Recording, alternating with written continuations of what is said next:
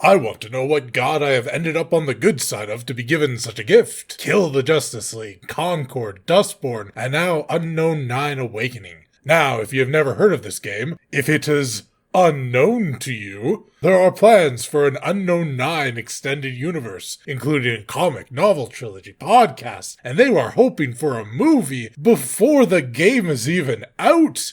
I should not be surprised by this. After all, we got the exact same thing when Sony devs were calling Concord their Star Wars, assuming the game they spent $400 million on would end up being a multi-billion-dollar franchise, only for it to have under 100 concurrent players and die in 2 weeks.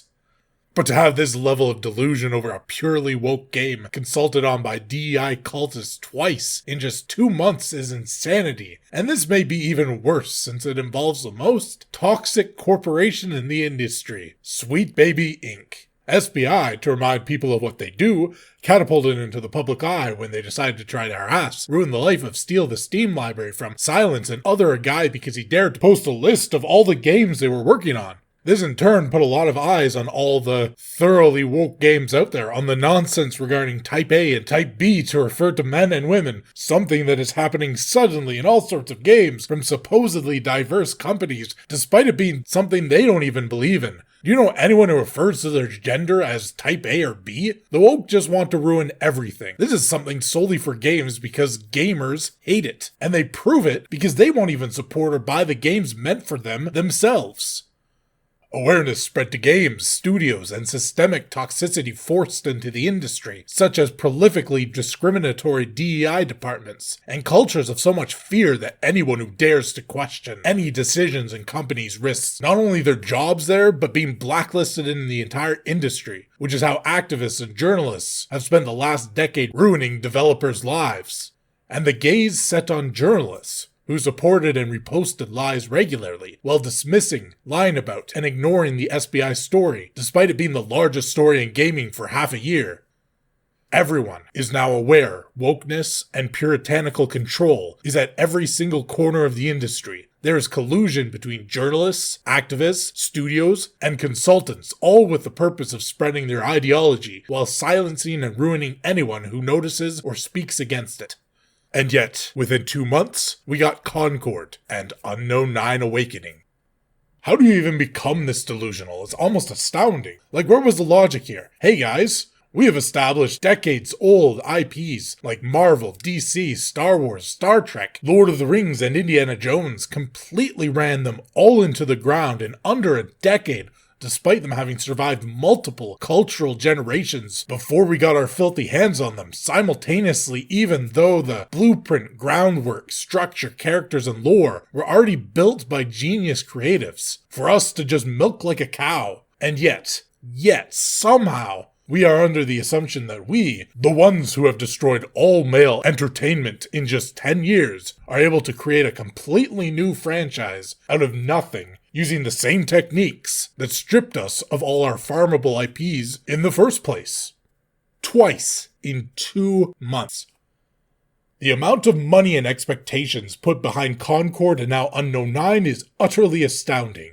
They actually thought Concord was going to become Sony's Star Wars, and Unknown 9 would support an expanded universe, despite absolutely nobody wanting either of them. Now you might be thinking, but Unknown 9 comes out tomorrow. You can't possibly know. No, shut up. We aren't doing this anymore. I have predicted the failure of every woke project this year. I am 9 for 9 on games that will be unknown by the end of the year. You can worship me as your prophet, as Ass Creed Veilguard, an unknown game, join the count.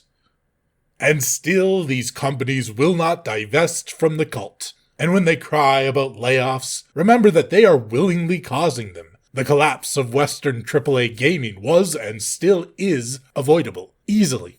Yet, they would prefer DEI ideology to success and keeping their jobs. ESG scores, DEI departments, hostile HR and PR consultants, bloated management, all of this is destroying beloved studios. Everyone knows it, and nobody is stopping it.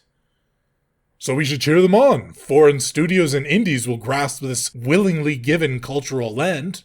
More deserving devs are filling the gap, so support them. Meanwhile, do not fall for any of the lies and promises of any of these proven ESG companies. Type A and B replacing men and women, censorship, obnoxious localizations, and political propaganda.